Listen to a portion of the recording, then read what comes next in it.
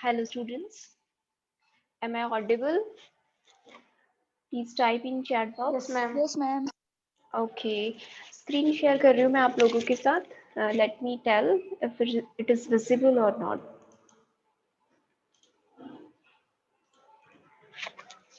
Is screen visible? Screen visible हो रही है आप लोगों को? Ma'am. Yes, ma'am. Okay, please type your name or roll number in chat box.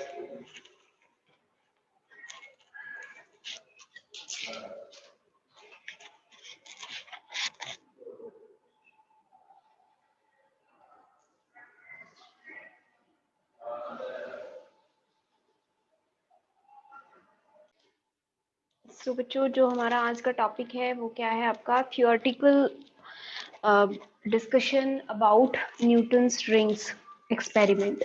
तो थियोरेटिकली हम इसको कैसे डिस्कस कर सकते हैं वो हम आज की क्लास में आपका करेंगे. सबसे पहले हम ये देखेंगे कि न्यूटन्स रिंग्स आपकी होती क्या हैं और किस तरह की फिल्म हम इसमें यूज कर रहे हैं, उस फिल्म को हम बनाते कैसे हैं एक्सपेरिमेंट करने से पहले, मतलब कि फिल्म जनरेट कैसे करते हैं हम. एक्सपेरिमेंटल सेटअप हम आपकी अगली क्लास में करने वाले हैं.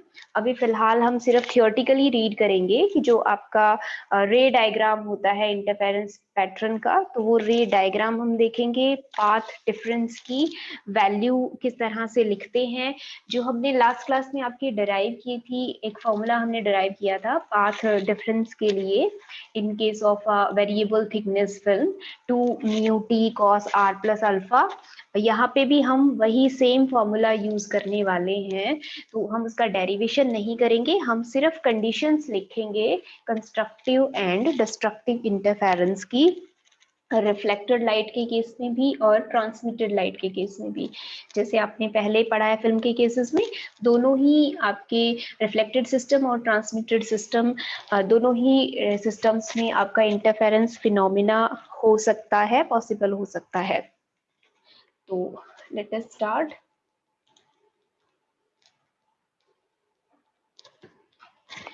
तो ये जो फिनोमिना है न्यूटन्स रिंग का, ये एक इम्पॉर्टेंट एप्लीकेशन है आपकी.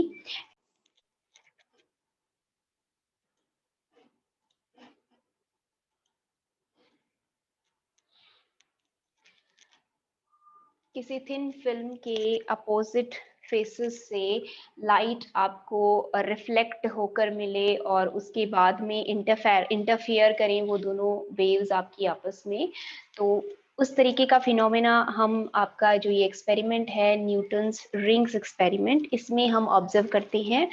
तो ये एक इम्पॉर्टेंट एप्लीकेशन है आपकी किस तरह की फिल्म की, वेरिएबल थिकनेस की फिल्म की. ठीक है.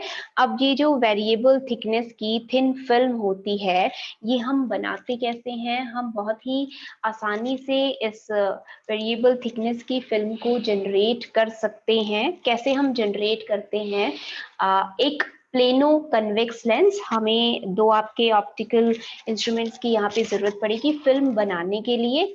उसमें हम क्या चीज यूज करेंगे, एक तो प्लेनो कन्वेक्स लेंस हम यूज करने वाले हैं. ये जो हमने यहाँ डायग्राम आपका दिखाया है, इसमें देखिए जो ऊपर वाला आपका ये दो आपके ऑप्टिकल इंस्ट्रूमेंट्स हैं, तो ऊपर में हमने जो रखा है ये क्या है, एक प्लेनो कन्वेक्स लेंस है. Plano convex lens as we know, एक जो उसका सरफेस होता है वो प्लेन होता है और जो दूसरा सरफेस होता है वो कैसा होता है आपका, कन्वेक्स टाइप का होता है. तो एक प्लेनो कन्वेक्स लेंस को अगर हम किसके ऊपर प्लेस करते हैं, एक ग्लास प्लेट के ऊपर हम प्लेस करते हैं, प्लेन ग्लास प्लेट के ऊपर अगर हम प्लेस कर देते हैं, तो ऐसे इसको प्लेस करके हम एक thin film of variable thickness generate कर सकते हैं. और ये फिल्म हमारी किस तरह से बनेगी, अब ये जैसे 2 डायमेंशनल डायग्राम है, इसमें आप इसमें भी आपको दिखाई दे रहा है कि ये जो नीचे वाला सरफेस होता है प्लेनो कन्वेक्स में, ये कैसा होता है आपका, स्फेरिकल होता है. और जो स्फेरिकल पार्ट होता है उसको हम किसके ऊपर रखेंगे, आपके ग्लास प्लेट के ऊपर प्लेस कर देंगे. ठीक, तो इस तरह का कर्व्ड सरफेस होता है हमारा स्फेरिकल सरफेस। तो उस कर्व्ड सरफेस का ये जो एंड होगा वो एंड आपका टच करेगा ग्लास प्लेट के साथ। तो जो भी पॉइंट ऑफ कांटेक्ट होगा उस पॉइंट ऑफ कांटेक्ट के चारों तरफ आपको इस तरह की इंक्रीजिंग थिकनेस की फिल्म ऑब्जर्व होगी। ठीक है, ये पॉइंट ऑफ कांटेक्ट और रेडियल सिमेट्री में इसके चारों तरफ आपको क्या दिखाई देगी, एक फिल्म यहाँ पे जनरेट हो जाएगी। और जैसे कि हम आपका एयर के अंदर ही ग्लास प्लेट और प्लेनो कन्वेक्स लेंस को रख रहे हैं, तो यहाँ पे एयर की फिल्म आपकी क्या होती है, जनरेट हो जाती है। ठीक है, about it's point of contact. तो पॉइंट ऑफ कांटेक्ट के अराउंड आपको हर डायरेक्शन में इंक्रीज होती हुई थिकनेस की फिल्म वहां पे आप जनरेट कर सकते हो। ठीक है, तो आपको क्या चाहिए इसके लिए, एक प्लेनो कन्वेक्स लेंस और एक प्लेन ग्लास प्लेट। ठीक, अब जब हम इस सेटअप को, ये जो आपने बनाया है अभी अभी, ये जो आपने फिल्म जनरेट की है, इस फिल्म को जब हम इल्यूमिनेट करते हैं लाइट से, जैसे यहाँ पे आपको दिखाई भी दे रहा है इस डायग्राम में, ए बी के अलोंग यहाँ पे लाइट क्या कर रही है, इस पे इंसिडेंट कर रही है। तो नॉर्मली जब लाइट इसके ऊपर फॉल करती है, कोई भी मोनोक्रोमेटिक लाइट, तो जो हमें आपकी फ्रिंजेस दिखाई देती हैं, वो फ्रिंजेस हमें कैसे दिखाई देती हैं, यहाँ पे ये जो वेरिएबल थिकनेस है, इस थिकनेस में से आपका कोई भी एक पॉइंट, जैसे मान लीजिए ये यहाँ पे टी पॉइंट यहाँ पे दिखा रखा है कि ये टी थिकनेस है, ये टी थिकनेस आपकी क्या होगी, पॉइंट ऑफ कांटेक्ट के चारों तरफ इस तरह से हर तरफ आपके पास ये टी थिकनेस प्रेजेंट होगी। तो ये जो भी मैंने अभी अभी लोकस ये जो ड्रॉ किया है, इस लोकस को अगर हम ज्वाइन कर दें, इक्वल थिकनेस के सभी पॉइंट्स को हम ज्वाइन कर दें पॉइंट ऑफ कांटेक्ट के अराउंड, तो आपको क्या मिलेगा, एक सर्कुलर रिंग आपको वहां पे दिखाई देगी उस थिकनेस की। तो उस थिकनेस के विद रिस्पेक्ट टू आपको एक सर्कुलर रिंग वहां पे ऑब्जर्व होती है। ठीक, तो किस तरीके का पैटर्न हमें दिखाई देता है इस केस में, कॉन्सेंट्रिक सर्कुलर रिंग्स हमें ऑब्जर्व होती हैं, और उनका सेंटर कौन सा होता है आपका, ये जो पॉइंट ऑफ कांटेक्ट है convex lens, plano convex lens और ग्लास प्लेट का, इस पॉइंट ऑफ कांटेक्ट के अबाउट ये जो रेड डॉट आपको दिखाई दे रही है, ये उसका सेंटर होगा। और इसके बाद इंक्रीजिंग रेडियस की कॉन्सेंट्रिक रिंग्स आपको दिखाई देती हैं, अल्टरनेट डार्क और ब्राइट रिंग्स हमें यहाँ पे ऑब्जर्व होती हैं। ठीक है, और दूसरी चीज हम यहाँ पे ये ऑब्जर्व करते हैं कि जैसे जैसे हम पॉइंट ऑफ कांटेक्ट से दूर जाते जाते हैं, इनकी जो थिकनेस होती है, जो आपको फ्रिंजेस दिखाई देती हैं अल्टरनेट डार्क और ब्राइट, उन फ्रिंजेस की थिकनेस क्या होती है आपकी, डिक्रीज होती चली जाती है। अर्लियर हमें जिस भी थिकनेस की फ्रिंज दिख रही थी, जैसे पहली फ्रिंज की थिकनेस मान लीजिए अगर 1 सेंटीमीटर है, तो जैसे जैसे आप दूर जाते जाओगे वो थिकनेस आपकी 8 mm, 7 mm, 6 mm, 10 mm, और जितना ज्यादा दूर जाते जाओगे वो थिकनेस उतनी ही कम होती जाती है। तो एक कंसिडरेबल फील्ड ऑफ व्यू में आपको अल्टरनेट डार्क और ब्राइट फ्रिंजेस दिखाई देती हैं, और वो कैसी होती हैं, कॉन्सेंट्रिक फ्रिंजेस होती हैं। ये जो हमने कहा ना नैरो होती जाती है रेडियस उनका, जैसे जैसे रेडियस इंक्रीज होगा नैरो हो जाएंगी, ये चीज भी हम प्रूव करेंगे, ये नेक्स्ट क्लास में हम प्रूव करेंगे। आज हम सिर्फ कंडीशंस ही लिखेंगे कंस्ट्रक्टिव और डिस्ट्रक्टिव की। ठीक है, न्यूटन जो आपका साइंटिस्ट था, न्यूटन ने सबसे पहले इसको एग्जामाइन किया था, इन रिंग्स को डिटेल में उनको एक्सप्लेन किया था, और इनकी रेडियस भी उन्होंने कैलकुलेट की थी। तो उन्हीं के नाम के ऊपर ही इनको न्यूटन्स रिंग कहा जाता है। और भी बहुत से साइंटिस्ट हैं जिन्होंने एक्सपेरिमेंट किया है ये वाला सेम वेरिएबल थिकनेस की फिल्म के साथ, बट सबसे पहले न्यूटन ने परफॉर्म किया था। इसी वजह से इन रिंग्स को, ये जो कॉन्सेंट्रिक रिंग्स आपको दिखाई देती हैं, इनको क्या कहा जाता है, न्यूटन्स रिंग्स कहा जाता है।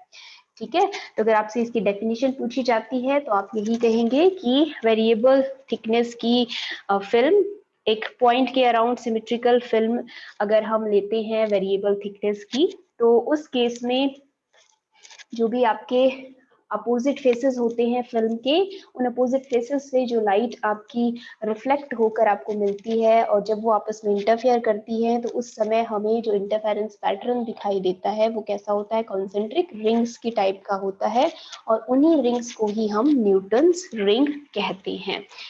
ठीक है, अब इसके बाद में जो भी आपका ये चीज मैंने आपको बता दी कि when the air film is illuminated normally by monochromatic light.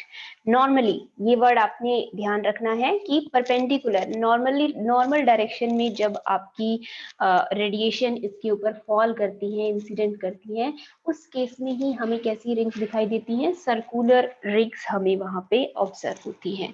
अगर हम किसी एंगल पे देखेंगे तो उस समय हमें सर्कुलर रिंग्स नहीं दिखाई देती हैं, उस समय हमें इलिप्टिकल रिंग्स दिखाई देंगी आपकी। ठीक है, और ये जो सर्कुलर रिंग्स होती हैं आपकी, ये क्या होती है, एक तरह से the loci of points of equal optical film thickness. Equal optical film thickness को जब आप ज्वाइन कर दोगे, उनके लॉकस को ज्वाइन कर दोगे, तो ज्वाइन करने के बाद आपको क्या मिलेगा, वहां पे सर्कल मिलेगा। तो सर्कुलर रिंग्स हमें इस वजह से दिखाई देती हैं क्योंकि फिल्म हमारी रेडियल सिमेट्री फॉलो करती है। तो फिल्म जैसी सिमेट्री फॉलो करती है उसी तरीके की ही फ्रिंजेस हमें दिखाई देंगी। ठीक है, और इनकी जो थिकनेस होती है फ्रिंजेस की, वो आपकी डिक्रीज होती जाती है जैसे जैसे हम पॉइंट ऑफ कांटेक्ट से दूर जाएंगे। ठीक, अब इसके बाद में इस तरीके का आपको पैटर्न दिखाई देता है। ये जो आपका यहाँ पे पॉइंट ऑफ कांटेक्ट है, इस पॉइंट ऑफ कांटेक्ट के अबाउट आपको डार्क या फिर ब्राइट फ्रिंज दिखाई देगी, वो चीज डिपेंड करेगी पाथ डिफरेंस पे। और उसके बाद में अल्टरनेट यहाँ आपको दिखाई भी दे रहा है कि ये जो पहली आपकी फ्रिंज है, देखिए इसकी जो थिकनेस है वो ज्यादा है, और उसके बाद में जो डार्क फ्रिंजेस हैं उनकी थिकनेस देखिए आपकी क्या होती जा रही है, डिक्रीज होती जा रही है। तो इसी तरह से आपकी जैसे जैसे आप पॉइंट ऑफ कांटेक्ट से दूर जाते जाओगे, फ्रिंजेस हमारी क्या होती जाती हैं, नैरो होती जाती हैं। ये बिल्कुल बहुत सही डायग्राम तो इसका नहीं है, एक दूसरा और डायग्राम मैंने आपका लिया है, उसमें बिल्कुल एग्जैक्टली दिखाई दे रहा है, क्योंकि इसमें डार्क फ्रिंजेस की तो आपको नैरो दिखाई दे रही है, लेकिन जो हमारी दूसरी हैं ब्राइट फ्रिंजेस, वो आपकी नैरो नहीं दिखा रखी है। तो ब्राइट और डार्क दोनों ही साइमल्टेनियसली आपकी नैरो होती जाती हैं जैसे जैसे हम दूर जाएंगे पॉइंट ऑफ कांटेक्ट से। अब इसको थियोरेटिकली डिस्कस करने के लिए हमने क्या किया है, आपका कोई एक प्लेनो कन्वेक्स लेंस ले लिया है, उसको किसके ऊपर प्लेस कर दिया है, प्लेन ग्लास स्लैब के ऊपर प्लेस करके हमने क्या बना ली है, कोई एयर की फिल्म हमने जनरेट कर ली है, जिसकी की जो थिकनेस है वो आपकी इंक्रीज होती जा रही है about it's point of contact. ठीक है, और एक हमने सोर्स ले लिया मोनोक्रोमेटिक लाइट का सोर्स। पहले भी मैंने आपको ये बात बताई है कि जब भी हम लैब में मोनोक्रोमेटिक लाइट का सोर्स यूज करते हैं तो जनरली आपका सोडियम लैंप यूज किया जाता है। तो हम सोडियम लैंप का यूज करेंगे एज इंसिडेंट लाइट। जो भी हमारा सोर्स है, उस सोर्स की जगह पे कोई मोनोक्रोमेटिक सोर्स हम रखेंगे, और एक्सपेरिमेंटल अरेंजमेंट हम इस तरह से करेंगे कि जो हमारी लाइट है वो कैसे फॉल करे, नॉर्मली फॉल करे फिल्म के ऊपर। ठीक है, ठीक, अब जो आपका रे डायग्राम है कि किस तरह से आपको रिफ्लेक्टेड या फिर ट्रांसमिटेड लाइट मिलती है, let us discuss this thing. यहाँ पे हमने आपका कोई भी जनरल रेडिएशन ली है, और जनरल रेडिएशन मतलब किसी भी एंगल आई के ऊपर वो क्या कर रही है, इंसिडेंट कर रही होगी, और एंगल आर क्या हो जाएगा, आपका एंगल ऑफ रिफ्रैक्शन हो जाएगा। ठीक है, और फिर इसको हम जनरलाइज कर देंगे, किसके लिए, नॉर्मल इंसिडेंस के लिए हम इसे जनरलाइज कर देंगे। ठीक, तो ये एक प्लेनो कन्वेक्स लेंस है और उसको हमने ग्लास प्लेट के ऊपर रख दिया है। एफ है आपका पॉइंट ऑफ कांटेक्ट। ठीक है, तो एफ पॉइंट के ऊपर जो फिल्म की थिकनेस होगी वो क्या होगी, आपकी 0 होगी। जहां पे कन्वेक्स लेंस और ग्लास प्लेट हमारी एक दूसरे को टच कर रहे होंगे, वहां पे फिल्म की थिकनेस 0 होगी। और जैसे जैसे बाहर की तरफ हम आएंगे, जो ये आपका यहाँ पे आपको दिखाई दे रहा है, ये क्या बन जाएगा आपका, देखो वेज शेप्ड फिल्म बन गई है। तो ये वेज शेप्ड फिल्म आपकी, ये तो इस डायरेक्शन में दिख रही है, ये हर तरफ बनेगी आपकी सिमेट्रिकली। ठीक, तो ए बी हमने मान ली है कोई आपकी इंसिडेंट वेव है। ये incident wave A B point मैंने ये लिया है आपका, जो कि कौन सा पॉइंट है, lower surface of plano convex lens. ठीक है, उस लोअर सरफेस, क्योंकि यही क्या है आपका फिल्म का अपर फेस है। अपर इंटरफेस कहाँ पे है, जो कि इस कन्वेक्स लेंस का लोअर पार्ट है, वहां पे हम कहेंगे कि ये फिल्म का अपर पार्ट है। ठीक है, तो ए बी के अलोंग कोई भी लाइट हमारी इंसिडेंट कर रही है, बी पर जो भी पॉइंट पे स्ट्राइक किया है, नीचे हमारी एयर की फिल्म है, तो यहाँ से लाइट क्या होगी आपकी, रिफ्लेक्ट होकर चलेगी। सभी पॉइंट्स के नाम लिखने की बजाय ये जो पहला पॉइंट है बी और ये जो रेडिएशन चली गई डी, इसको हमने कह दिया कि बी डी के अलोंग हमें मिल रही है कोई आपकी रिफ्लेक्टेड लाइट, तो ये हो गई हमारी पहली रिफ्लेक्टेड लाइट। ठीक है, दूसरा, एयर में से गुजरते हुए ग्लास प्लेट के ऊपर जाकर सी पॉइंट पे स्ट्राइक किया है आपकी इसी रेडिएशन के एक पार्ट ने, पार्शियली क्या हो गया, वो ट्रांसमिट हो गया, यहाँ पे ट्रांसमिट होकर जो भी आपकी ग्लास प्लेट का अपर सरफेस होगा उस पे स्ट्राइक करेगा वो सी पॉइंट पे, सी से अगेन वो क्या हो जाएगी, ऐसे रिफ्लेक्ट हो जाएगी सी B1 के अलोंग, और B1 D1 के अलोंग वो क्या हो गई, फिर ट्रांसमिट होकर चली गई। तो बी डी और B1 D1 ये जो हमें इंसिडेंस की डायरेक्शन में जो दोनों लाइट्स मिल रही हैं, ये दोनों आपस में इंटरफियर करेंगी और उनको हम क्या कहेंगे, रिफ्लेक्टेड लाइट कहेंगे, रिफ्लेक्टेड सिस्टम भी कह सकते हैं और रिफ्लेक्टेड लाइट भी कहेंगे। तो यहाँ पे वही हमारी आई की पोजीशन है, उस आई की पोजीशन से हम ये दोनों का जो भी सुपर पोजीशन होगा और जो भी इंटरफेरेंस पैटर्न हम देख पाएंगे वो हम किसी भी पोजीशन से यहाँ पे ऑब्जर्व कर सकते हैं। ठीक है, उसके अलावा दूसरा सेट ऑफ रेज भी हमें यहाँ पे मिलेगा CE और C1 E1 के अलोंग, जो कि आपका जो भी फिल्म है उसको क्रॉस करके दूसरी डायरेक्शन में चला गया है, तो उनको हम क्या कहेंगे, आपकी ट्रांसमिटेड लाइट कहेंगे। ये ट्रांसमिटेड लाइट भी एक दूसरे के ऊपर सुपर इम्पोज करके इंटरफेरेंस फिनोमिना आपको दिखाएगी, तो हमें ट्रांसमिटेड सिस्टम में भी इंटरफेरेंस फिनोमिना दिख सकता है और रिफ्लेक्टेड सिस्टम में भी इंटरफेरेंस फिनोमिना दिखाई देगा। ठीक है, और दोनों ही केसेस में आपको सर्कुलर फ्रिंजेस ही ऑब्जर्व होंगी। वो डिपेंड करेगा आपकी कंडीशंस, ब्राइट फ्रिंज की और डार्क फ्रिंज की कंडीशंस पे, कि आपको कैसा पैटर्न दिखाई देगा, सेंटर में कैसी फ्रिंज ऑब्जर्व होगी और उसके बाद में अल्टरनेट डार्क और ब्राइट फ्रिंजेस दिखाई देंगी।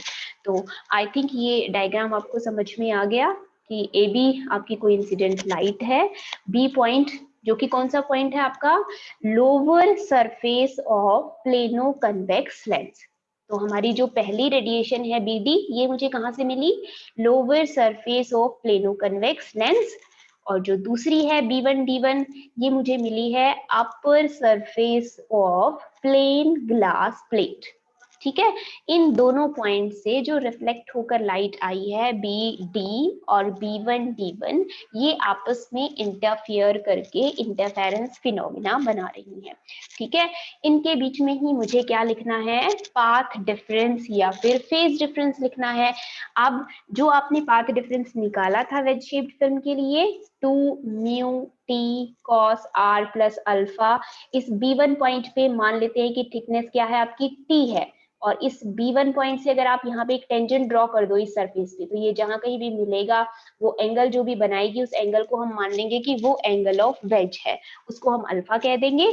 इस पॉइंट पे जो थिकनेस है T, उसको हम T से जनरेट कर लेंगे, म्यू कह देंगे कि आपकी फिल्म का क्या है, रिफ्रेक्टिव इंडेक्स है, अगर एयर की बजाय कुछ और होगा तो म्यू हो जाएगा, और एयर होगा तो 1 पुट कर देंगे आगे चल के। ठीक है, अब इसके बाद भी हम जब रिफ्लेक्टेड लाइट देखते हैं तो हम क्या देखते हैं कि कोई एडिशनल पाथ है, ये पाथ डिफरेंस या फिर फेज डिफरेंस है या नहीं है। तो एट बी, जो आपका बी पॉइंट है, lower surface of plano convex lens, इसके नीचे देखो एयर है। ठीक है, तो एयर से आपके रिफ्लेक्ट होके जा रही है, मतलब किसी भी तरीके का एडिशनल पाथ यहाँ पे नहीं है BD में। ठीक, दूसरी है हमारी B1 D1, B से आगे आई, C पे स्ट्राइक किया, C के नीचे क्या है, ग्लास प्लेट है, और ऊपर क्या है, एयर है। इट मींस यहाँ जो रिफ्लेक्शन हुआ C B1 के अलोंग, ये क्या हो गया, बैग्ड बाई डेंसर मीडियम हो गया। तो C B1 के अलोंग जो वेव गई है, ये एडिशनल पाथ लैम्डा बाई 2 इसके अंदर हमें ऐड करना पड़ेगा, और साथ ही साथ पाई आउट ऑफ फेज ये आगे मूव कर रही है। तो ये पाई आउट ऑफ फेज मूव कर रही है, तो B1 D1 हमारी कैसे जाएगी, पाई आउट ऑफ फेज मूव करेगी। ठीक है, तो इसका मतलब क्या हो गया, जब कंस्ट्रक्टिव और डिस्ट्रक्टिव की कंडीशन लिखोगे तो लैम्डा बाई 2 क्या कर दोगे, ऐड कर दोगे। ठीक है, और आपकी कंडीशंस क्या हो जाएंगी, बदल जाएंगी, जो आपने पीछे लिखे हैं रिफ्लेक्टेड सिस्टम के लिए उसी तरीके की कंडीशंस लिखोगे। ठीक, this is the same thing diagram मैंने यहाँ नहीं बनाया है, इस वजह से मैंने आपको पीछे समझा दिया कि B1 पे मैंने मान लिया कि T क्या है, थिकनेस है आपकी फिल्म की। उस B1 पॉइंट पे मैंने एक टेंजेंट ड्रॉ कर दिया। अल्फा क्या बना रहा है, हॉरिजॉन्टल के साथ एंगल, वो क्या हो जाएगा आपका एंगल ऑफ वेज कहलाएगा। फिर नाउ पाथ डिफरेंस BD और B1 D1 के बीच में हम क्या यूज करेंगे, 2 mu T cos R plus alpha, where R क्या है आपका एंगल ऑफ रिफ्रैक्शन है एट बी पॉइंट, और म्यू क्या है आपका रिफ्रैक्टिव इंडेक्स है फिल्म का। ठीक है, तो रिफ्रैक्टिव इंडेक्स हमने मान लिया म्यू, और आर इस बी पॉइंट के ऊपर आपका जो भी एंगल होगा, एंगल ऑफ रिफ्रैक्शन, वो हमने कंसीडर कर लिया। ठीक है, now this one we have discussed earlier. इस बी पॉइंट पे तो क्योंकि नीचे एयर है, रेयर मीडियम है, कोई भी फेज चेंज नहीं हम ऑब्जर्व करेंगे। कहाँ ऑब्जर्व करेंगे, सी पे, नीचे ग्लास प्लेट है, डेंसर मीडियम है, तो सी पे पाई फेज चेंज हमें ऑब्जर्व होगा, और बी पे किसी भी तरीके का फेज चेंज ऑब्जर्व नहीं होगा। तो अब हमें फाइनल कंडीशंस लिखनी है। BD और B1 D1 जो भी वेव्स है हमारी इंटरफेयर करेंगी कंस्ट्रक्टिवली और destructively, accordingly 2 mu T cos R plus alpha अगर आपका n प्लस हाफ लैम्डा के बराबर है तो आपको क्या दिखाई देगी, ब्राइट रिंग दिखाई देगी। और अगर 2 mu T cos of R plus alpha n into lambda के बराबर है तो आपको कैसी फ्रिंज दिखाई देगी, डार्क फ्रिंज वहां पे ऑब्जर्व होगी। ठीक है, ये हमने फाइनल कंडीशन लिख दी, सब कुछ कैलकुलेट करके दिखाने की जरूरत नहीं है यहाँ पे कि λ/2 हमने ऐड किया और फिर n लैम्डा के बराबर पुट किया, वो करके दिखाना नहीं है आपने, सीधे यहाँ पे लिख देना है। बताना जरूर है कि λ/2 ऐड हो जाएगा, पाई आउट ऑफ फेज हो जाएगी हमारी वेव कहाँ पे, और उसके बाद में ये हमारी बन जाएंगी आपकी final conditions for constructive and destructive interference. n की जो वैल्यू है दोनों ही आपकी इक्वेशंस में 0 1 2 3 हो सकती है, तो जो कि किसे डिफाइन करेगा, order of maxima and minima को डिफाइन करेगा।